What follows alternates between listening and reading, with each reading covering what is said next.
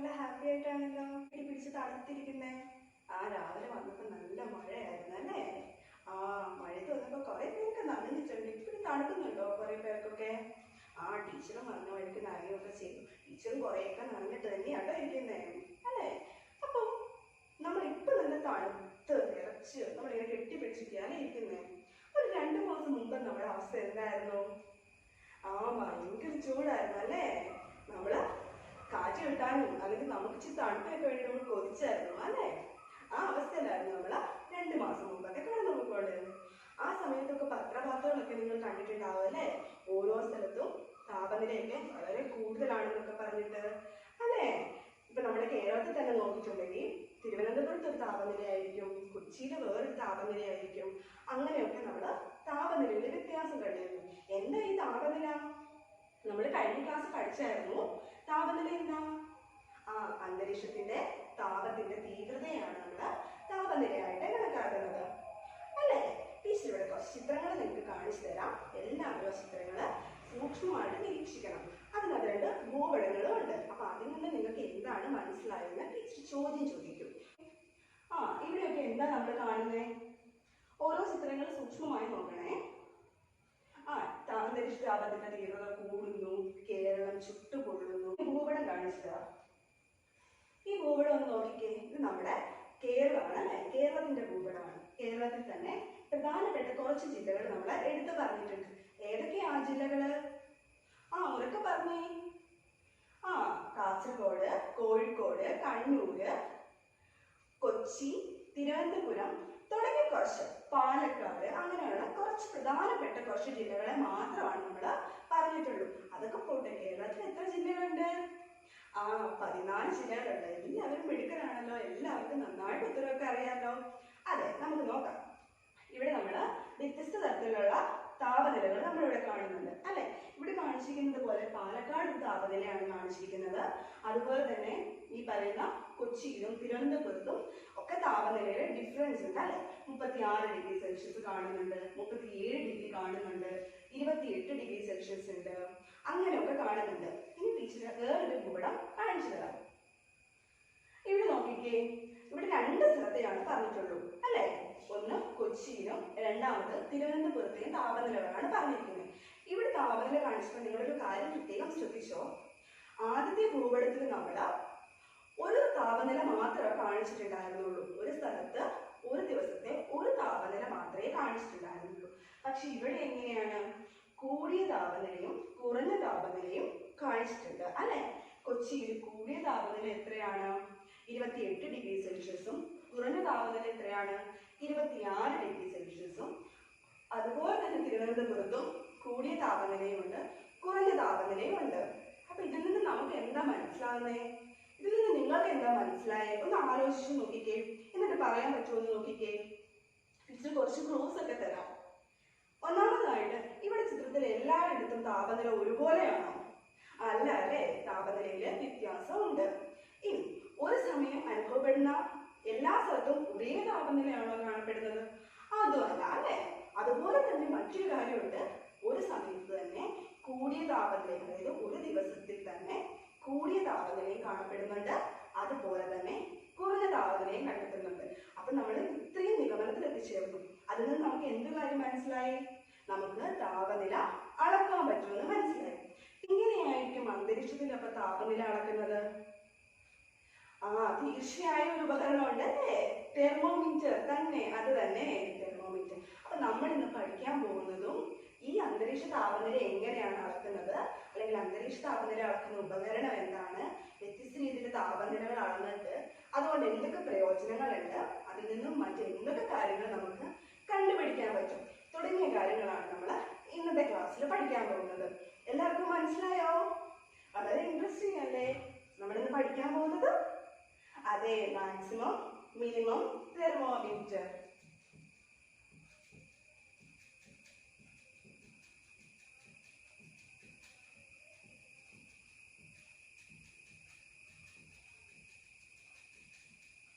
Maximum minimum thermometer അല്ലെ? ഇത് നമുക്ക് ഒരു കാര്യം മനസ്സിലായി. ഈ തെർമോമീറ്ററിന് എന്താണുള്ളത്? ഒരു മാക്സിമം ലെവലും ഉണ്ട്, അതുപോലെ തന്നെ ഒരു മിനിമം ലെവലും ഉണ്ട്. അതുകൊണ്ടാണ് എന്തായിരിക്കില്ലേ ഇതിന് മാക്സിമം മിനിമം തെർമോമീറ്റർ എന്ന പേര് വന്നത്? നമ്മൾ കുറച്ച് മുമ്പ് കണ്ട ഭൂപടത്തിലും നമ്മളത് കണ്ടിരുന്നു. കൂടിയ താപനിലയും കുറഞ്ഞ താപനിലയും അല്ലേ? ഇനി നമുക്ക് മാക്സിമം മിനിമം തെർമോമീറ്റർ എങ്ങനെ ഇരിക്കുമെന്ന് കണ്ടു നോക്കിയാലോ? അതുപോലെ അത് എങ്ങനെയാ പ്രവർത്തിക്കുന്നതെന്ന് നമുക്ക് നോക്കാം. എല്ലാവരും ചിത്രത്തിലേക്ക് നോക്കിക്കോ. കാണാൻ പറ്റുന്നുണ്ടോ? എല്ലാവർക്കും വായിക്കാനും പറ്റുന്നില്ലേ ചിത്രത്തിൽ എന്താ തന്നേക്കുന്നതെന്ന്? ഒരാളെന്ന് എഴുതിക്കുന്നുണ്ടെന്ന് വായിച്ചേ. എല്ലാവരും കേൾക്കണം കേട്ടോ. ലാസ്റ്റ് ഇരിക്കുന്നയാൾക്കും കേൾക്കാൻ പറ്റുന്ന രീതിയിൽ ഉറക്കെ വേണം വായിച്ചു കൊടുക്കാനായിട്ട്. വായിച്ചോ. അതെ, മാക്സിമം മിനിമം തെർമോമീറ്റർ എന്തിനു ഉപയോഗിക്കുന്നതാണ്? അന്തരീക്ഷ താപനില അളക്കുന്നതിന് ഉപയോഗിക്കുന്ന ഉപകരണമാണ്. പിന്നെയോ അതിന്റെ ആകൃതി എന്താണ്? അതൊരു യു ഷേപ്പ് ആണ് അല്ലേ? ഇതെങ്ങനെ ഒരു യു ഷേപ്പ് ആകൃതിയാണ് മാക്സിമം മിനിമം തെർമോമീറ്റർ എന്നുള്ളത്. പിന്നെ എന്താണ് പറഞ്ഞിട്ടുള്ളത്? അതിന്റെ ഒരു വശത്ത് പോസിറ്റീവും മറ്റു വശത്ത് നെഗറ്റീവും ആണ് അല്ലേ? അതായത് ഒരു ലെവല് മാക്സിമവും മറ്റേ ലെവല് മിനിമവും ആയിരിക്കും. പിന്നെ എന്തൊക്കെയാ പറഞ്ഞിരിക്കുന്നത്? അതെ, അതിനകത്ത് ഒരു പദാർത്ഥമുണ്ട്. ആ പദാർത്ഥത്തിന്റെ മൂവ്മെന്റിനനുസരിച്ചാണ് നമ്മൾ അന്തരീക്ഷ താപനില അളക്കുന്നത് അല്ലേ? വായിച്ചേ, മാക്സിമത്തിൽ ഏത് പദാർത്ഥമാണ് അടങ്ങിയിരിക്കുന്നതെന്ന്?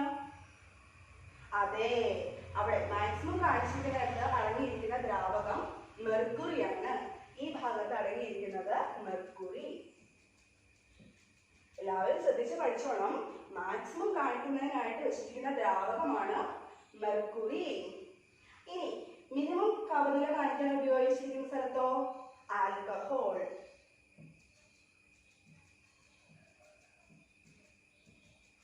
ആൽക്കഹോൾ ഇത്രയാണ് അടങ്ങിയിരിക്കുന്നത്. ഇനി ഇതിന്റെ പ്രവർത്തനം എങ്ങനെയാണെന്ന് ടീച്ചർ പറഞ്ഞു തരാം. അന്തരീക്ഷ താപനിലയുടെ അളവ് ഗണ്യമായി കൂടുമ്പോൾ നമ്മുടെ യു ഷേപ്പിൽ ഇരിക്കുന്ന മാക്സിമം മിനിമം തെർമോമീറ്ററിന്റെ പോസിറ്റീവ് സൈഡിലുള്ള മെർക്കുറിക്ക് താപം ഏൽക്കുകയും ആ താപത്തിന്റെ തീവ്രതയ്ക്കനുസരിച്ച് മെർക്കുറി മുകളിലേക്ക് ഉയരുകയും ചെയ്യും. ഈ ഓരോ പോയിന്റിലും ഓരോ നമ്പേഴ്സ് ഉണ്ട് കേട്ടോ. അതനുസരിച്ചല്ലേ നമ്മൾ പറയുന്നത് 32 ഡിഗ്രിയാണ് അല്ലെങ്കിൽ 28 ഡിഗ്രിയാണ് അങ്ങനെയൊക്കെ പറയില്ലേ? അപ്പം 100 വരെയുള്ള താപനിലകൾ അടങ്ങിയിട്ടുണ്ട്. അപ്പം അന്തരീക്ഷ താപത്തിന്റെ തീവ്രത കൂടുന്നതിനനുസരിച്ച് മെർക്കുറിക്ക് എന്ത് സംഭവിക്കും? മെർക്കുറി ചൂടാവുകയും അത് മുകളിലേക്ക് ഉയരുകയും ചെയ്യും. അതുപോലെ തന്നെയാണ് ആൽക്കഹോളിന്റെ കാര്യം എങ്ങനെ സംഭവിക്കും? ആൽക്കഹോൾ അന്തരീക്ഷത്തിന്റെ താപത്തിന്റെ തീവ്രത കുറയ്ക്കാൻ സഹായിക്കുന്ന ഉപകരണമാണ് അല്ലെങ്കിൽ ഒരു പദാർത്ഥമാണ്. അപ്പം അന്തരീക്ഷ താപത്തിന്റെ തീവ്രത കുറയുന്നതിനനുസരിച്ച് എന്ത് സംഭവിക്കും? ആൽക്കഹോളിന് ആൽക്കഹോള് താഴേക്ക് വരും. അതനുസരിച്ചിട്ടാണ് നമ്മൾ മാക്സിമം മിനിമം തെർമോമീറ്റർ ഉപയോഗിച്ച് അന്തരീക്ഷ താപനില എങ്ങനെയാണ് അളക്കുന്നതെന്ന് കണ്ടുപിടിക്കുന്നത്.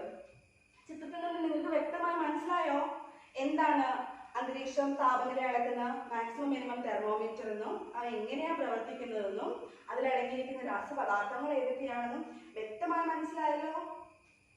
മനസ്സിലായില്ലേ? ഇനി ടീച്ചർ അടുത്തൊരു കാര്യം പറയാം. എല്ലാവരുടെയും കയ്യിൽ ഇതുപോലെ ഒരു ഫ്ലാഷ് കാർഡ് ടീച്ചർ വെച്ചിട്ടുണ്ട്. എല്ലാവരുടെയും ടേബിൾ ഒന്ന് നോക്കിക്കേ. എല്ലാവരുടെയും ടേബിളിൽ ഇതുപോലെ ഒരു ഫ്ലാഷ് കാർഡ് വെച്ചിട്ടുണ്ട്. കണ്ടോ? ഒരാൾ ആ ഫ്ലാഷ് കാർഡ് ഒന്ന് വായിച്ചേ. അതിനകത്ത് എന്താ പറഞ്ഞിരിക്കുന്നേ? ദൈനിക താപനിലയും ദൈനിക ശരാശരി താപനിലയും, ഈ രണ്ട് കാര്യങ്ങളാണ് അല്ലേ അതിൽ പറഞ്ഞിട്ടുള്ളത്. ഇനി അത് എന്താണെന്ന് നോക്കിയാലോ? ഒരാളൊന്ന് ഉറക്കം വായിച്ചേ. എന്താ ദൈനിക താപാന്തരം എന്ന്? അത് തന്നെ, ഒരു ദിവസത്തെ കൂടിയ താപനിലയും കുറഞ്ഞ താപനിലയും തമ്മിലുള്ള വ്യത്യാസത്തെയാണ് ദൈനിക താപാന്തരം എന്ന് പറയുന്നത്. മനസ്സിലായോ? പല സ്ഥലത്തെയല്ല, ഒരു സ്ഥലത്ത് ഒരു ദിവസം അനുഭവപ്പെടുന്ന കൂടിയ താപനിലയും കുറഞ്ഞ താപനിലയും തമ്മിലുള്ള വ്യത്യാസത്തെയാണ് ദൈനിക താപാന്തരം എന്ന് പറയുന്നത്. ക്ലിയർ ആയിട്ട് മനസ്സിലായോ? ഇനി അതിനകത്തൊരു ഫോർമുല കൂടിയുണ്ട്. എങ്ങനെയാണ് ദൈനിക താപാന്തരം കണക്കാക്കുന്നതെന്ന് നമുക്ക് നോക്കാം. കൂടിയ താപനില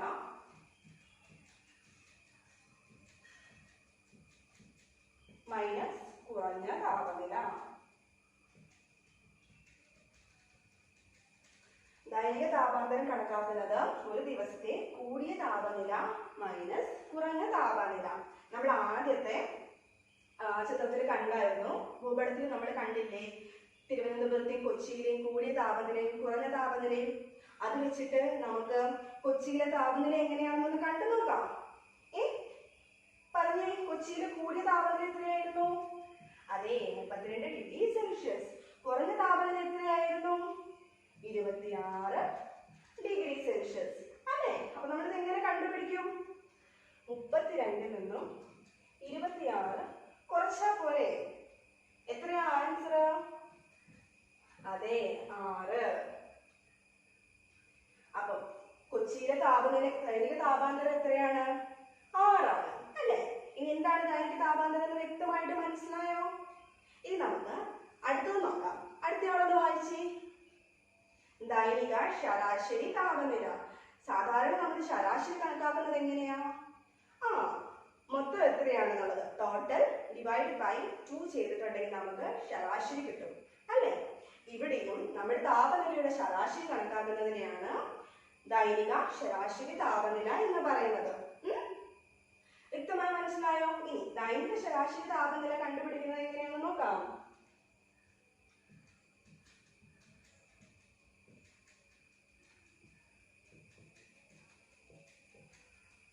ദൈനിക ശരാശരി താപനില നമുക്ക് ഇതേ കൊച്ചിയിൽ വെച്ച് തന്നെ കണ്ടുപിടിക്കാം. ഇനി കൂടിയ താപനില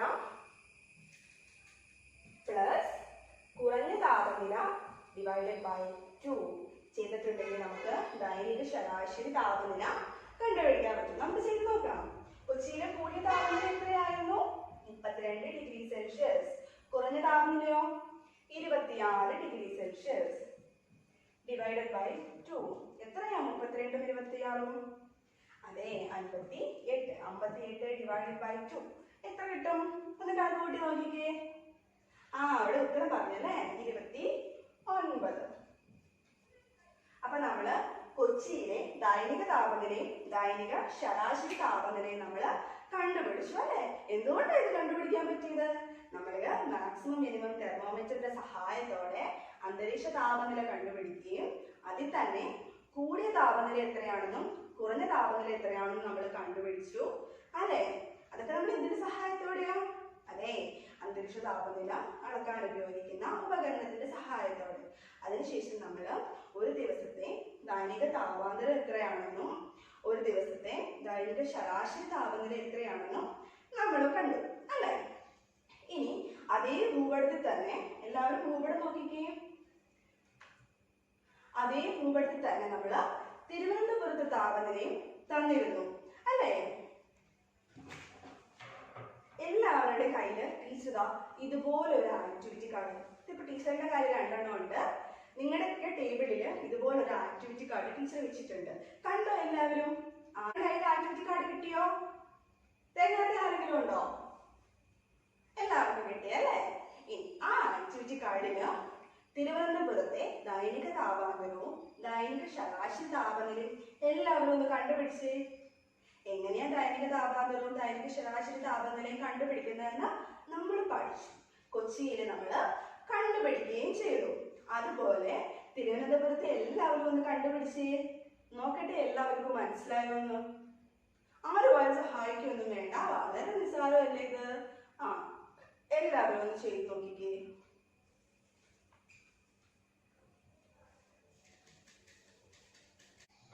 കണ്ടുപിടിച്ചോ? എത്രയായിരുന്നു തിരുവനന്തപുരത്തെ കൂടിയ താപനില? ഒരാള് പറഞ്ഞേ. 33 ഡിഗ്രി സെൽഷ്യസ്. കുറഞ്ഞ താപനിലയോ? അതെ, 28 ഡിഗ്രി സെൽഷ്യസ്. അല്ലേ? എങ്ങനെ കണ്ടുപിടിക്കാം? എല്ലാവരും കണ്ടുപിടിച്ചോ? ആരെങ്കിലും ഉത്തരം പറയട്ടെ. കൂടിയ താപനിലയില് ദൈനിക താപാന്തരം എന്ന് പറയുന്നത് 5 ശരാശരി താപനില എന്ന് പറയുന്നത്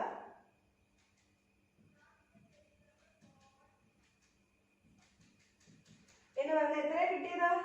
അതെ, 47 തന്നെയാണ് കിട്ടിയത്. അല്ലെ? 5 എങ്ങനെയാ കിട്ടിയത്? 33 മൈനസ് 28 ചെയ്തപ്പോ നമുക്ക് എത്ര കിട്ടും? 5 കിട്ടും ദൈനിക താപാന്തരം. ഇനി ശരാശരി എങ്ങനെ കണ്ടുപിടിച്ചത്? കൂടിയ താപനിലയും കുറഞ്ഞ താപനിലയും കൂട്ടിയിട്ട് നമ്മൾ ആവറേജ് ശരാശരിയാണ്. അങ്ങനെയാണ് കിട്ടുന്നത്. വ്യക്തമായിട്ട് മനസ്സിലായോ? ആർക്കെങ്കിലും എന്തെങ്കിലും സംശയമുണ്ടോ? നമ്മൾ ഇപ്പൊ പഠിച്ചത് എങ്ങനെയാണ് അന്തരീക്ഷത്തിലെ താപനില കണ്ടുപിടിക്കുന്നതെന്ന്, അന്തരീക്ഷത്തിലെ താപനില കണ്ടുപിടിച്ചാൽ അതുകൊണ്ടുള്ള ഗുണങ്ങൾ എന്തൊക്കെയാണെന്ന് കണ്ടു. അതിന്റെ ഒരു ഗുണമാണ് ദൈനിക താപാന്തരം കണക്കാക്കാൻ പറ്റും. രണ്ടാമത് നമ്മൾ പഠിച്ചു ദൈനിക ശരാശരി താപനില കണക്കാക്കാൻ പറ്റും എന്ന്. അല്ലേ? വീക്ഷിച്ചു നോക്കിക്കേ, എല്ലാവരും നോക്കണേ. ഈ ഭൂപടം, ഈ ഭൂപടത്തിൽ എന്താ കാണുന്നത്? കുറെ ലൈൻസ് അല്ലെ? നമ്മുടെ ഇന്ത്യയുടെ മാപ്പാണ് അല്ലെ? ഇത് ഇന്ത്യയുടെ മാപ്പല്ലേ? എല്ലാവർക്കും ക്ലിയർ ആയിട്ട് മനസ്സിലായോ? നമ്മൾ കുറച്ച് മുമ്പ് കേരളത്തിന്റെ ഭൂപടം നിരീക്ഷിച്ചിരുന്നു. ഇപ്പോ ഇത് ഇന്ത്യയിലെ ഭൂപടമാണ് അല്ലെ? ഇവിടെ കുറെ വരകൾ പോയിട്ടുള്ളത് നമുക്ക് കാണാൻ പറ്റും. ആ വരകളൊക്കെ ഒന്ന് ശ്രദ്ധിച്ചു നോക്കിക്കേ. രണ്ടറ്റത്തും രേഖപ്പെടുത്തിയിരിക്കുന്ന താപനിലകൾ തമ്മിൽ ഒരേപോലെയാണ് അല്ലേ? അപ്പൊ ഇത്തരത്തില് ഒരേ താപനില കണക്കാക്കുന്ന സ്ഥലങ്ങള് കൂട്ടി യോജിപ്പിച്ച് നമ്മൾ വരയ്ക്കുന്ന രേഖയാണ്. ഇങ്ങനെ ഒരു രേഖ യഥാർത്ഥത്തിൽ ഇല്ല കേട്ടോ. നമ്മൾ വരയ്ക്കുന്ന ഒരു സാങ്കല്പിക രേഖയാണ്. അങ്ങനെ വരയ്ക്കുന്ന സാങ്കല്പിക രേഖയെ നമ്മൾ വിളിക്കുന്ന പേരാണ് എന്തെന്ന്? സമതാപ രേഖകൾ. എന്താണ്? സമതാപ രേഖകൾ.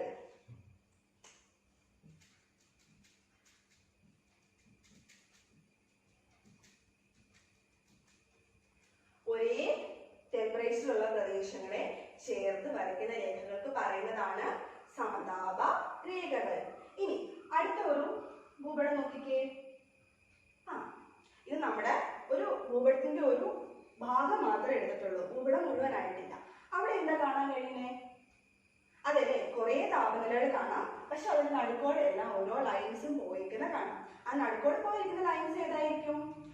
ഒരേ താപനില കാണപ്പെടുന്ന സ്ഥലമായിരിക്കും. അതാണ് നമ്മൾ പറഞ്ഞ സമതാപ രേഖകൾ എന്ന് പറയുന്നത്. ഇനി അതല്ല, അതിനിടയിൽ ചിലയിടത്ത് കൂടുതലുണ്ട്, ചിലയിടത്ത് കുറഞ്ഞ് കാണപ്പെടുന്നുണ്ട്, അങ്ങനെ വ്യത്യസ്തങ്ങളായിട്ടും കാണപ്പെടുന്നുണ്ട്. അപ്പൊ അതെന്തായിരിക്കും? താപീയ മധ്യരേഖ. എന്താണ്?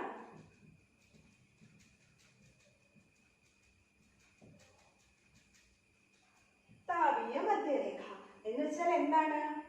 ഒരു ദിവസം അനുഭവപ്പെടുന്ന, ഒരു സ്ഥലത്ത് ഒരു ദിവസം അനുഭവപ്പെടുന്ന ഏറ്റവും കൂടിയ താപനിലയെ കാണിക്കുന്നതാണ് താപീയ മധ്യരേഖ. എവിടെയായിരിക്കും അനുഭവപ്പെടുന്നത്? ഭൗമോപരിതലത്തിലായിരിക്കും. അപ്പം ഭൗമോപരിതലത്തിൽ അനുഭവപ്പെടുന്ന താപനില ഓരോ സ്ഥലത്തും വ്യത്യസ്തമായിരിക്കും. അവ എന്തുകൊണ്ടാണ് അങ്ങനെ വ്യത്യസ്തമായതെന്ന് നോക്കാം. അല്ലെങ്കിൽ അവയെ സ്വാധീനിക്കുന്ന ഘടകങ്ങൾ ഏതൊക്കെയാണെന്ന് നമുക്ക് നോക്കിയാലോ? ഇതുപോലെ കുറച്ച് നോട്ട്സ് ടീച്ചർ എല്ലാവരുടെയും ടേബിളിൽ വെച്ചിട്ടുണ്ട്. 4 ടേബിളിലേ ഉള്ളൂ. ആ 4 ടേബിളിൽ നിന്നും ഓരോരുത്തർ എഴുന്നേറ്റ് അത് എന്താണെന്ന് വായിച്ചിട്ടുള്ളവർക്ക് പറഞ്ഞു കൊടുക്കാവോ? ഒന്നാമത്തെ ഏതാ? അക്ഷാംശം.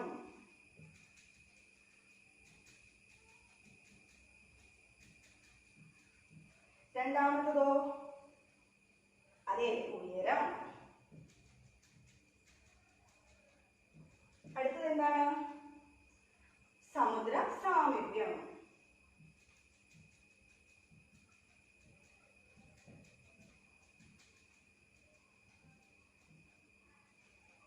അടുത്തത് എന്താണ്? അക്ഷാംശം കണ്ടു, ഉയരം കണ്ടു, സമുദ്ര സാമീപ്യം കണ്ടു. പിന്നീട് എന്താണ്? ഏറ്റവും പ്രധാനപ്പെട്ടതാണത്, കാറ്റ്. ഈ 4 ഘടകങ്ങളാണ്. ഏതൊക്കെയാണെന്ന് കണ്ടോ? അക്ഷാംശം, ഉയരം, സമുദ്ര സാമീപ്യം, കാറ്റ്. ഈ 4 ഘടകങ്ങളാണ് നമ്മുടെ ഭൗമോപരിതലത്തിലെ താപനില കൃത്യമായിട്ട് നിലനിർത്താനായിട്ട് സഹായിക്കുന്നത്. ഇതിനെപ്പറ്റി ഡീറ്റെയിൽ ആയിട്ട് നമുക്ക് അടുത്ത ക്ലാസ്സിൽ നോക്കാം അല്ലേ? നമ്മൾ തുടക്കത്തിൽ ടീച്ചർ പറഞ്ഞായിരുന്നു ഈ പ്രാവശ്യം എല്ലാവരും ക്ലാസ് വന്നിരിക്കുമ്പോൾ മഴ നനഞ്ഞു കുളിച്ചിരിക്കുകയാണെന്ന്. പക്ഷെ നമ്മൾ 2 മാസം മുമ്പ് എന്തായിരുന്നു നമ്മുടെ അവസ്ഥ? ഭയങ്കര ചൂടായിരുന്നു അല്ലേ? അതിനൊക്കെ ഉള്ള വ്യത്യാസം വരാനുള്ള കാരണം എന്താ? ഈ പറയുന്ന ഘടകങ്ങളുടെ മാറ്റമുണ്ട്. അപ്പം ഇത് എങ്ങനെയാണ് ഭൗമോപരിതലത്തിലെ മാറ്റങ്ങൾക്ക് വിധേയമാകുന്നതെന്ന് നമുക്ക് അടുത്ത ക്ലാസ്സിൽ വ്യക്തമായിട്ട് മനസ്സിലാക്കാം. ഇന്നത്തെ ക്ലാസ്സിൽ പഠിപ്പിച്ചത് എല്ലാവർക്കും മനസ്സിലായോ? നമ്മൾ മെയിനായിട്ടും പഠിച്ചത് അന്തരീക്ഷ താപനില അളക്കാൻ ഉപയോഗിക്കുന്ന ഉപകരണം എന്തായിരുന്നു? Maximum minimum thermometer. പിന്നെ നമ്മൾ കണ്ടു കൂടിയ താപനിലയും കുറഞ്ഞ താപനിലയും ഉപയോഗിച്ച് ഒരു പ്രദേശത്തിന്റെ ദൈനിക ശരാശരി താപനിലയും ദൈനിക താപാന്തരവും കണക്കാക്കാമെന്ന് പഠിച്ചു. പിന്നെ എന്താ പഠിച്ചത്? സമതാപ രേഖകൾ എന്താണെന്നും താപീയ മധ്യരേഖകൾ എന്താണെന്നും പഠിച്ചു. പിന്നെ നമ്മൾ പഠിച്ചു ഭൗമോപരിതലത്തില് താപവിതരണത്തെ സ്വാധീനിക്കുന്ന ഘടകങ്ങളുണ്ടെന്ന്, അല്ലെ? ഇത്രയും കാര്യങ്ങളാണ് പഠിച്ചത്. അങ്ങനെയെങ്കിൽ ടീച്ചർ ഒരു വർക്ക് തരട്ടെ നിങ്ങൾക്ക് ചെയ്യാനായിട്ട്. ദൈനിക താപനിലയും ദൈനിക ശരാശരി താപനിലയും കണ്ടുപിടിക്കാൻ എല്ലാവരും പഠിച്ചില്ലേ? അങ്ങനെയാണെങ്കിൽ ടീച്ചർ ഒരു കണക്ക് തരാം, എല്ലാവരും ഒന്ന് ചെയ്യാവോ? ടീച്ചർ കണക്ക് ബോർഡിൽ എഴുതിയിടാം കേട്ടോ.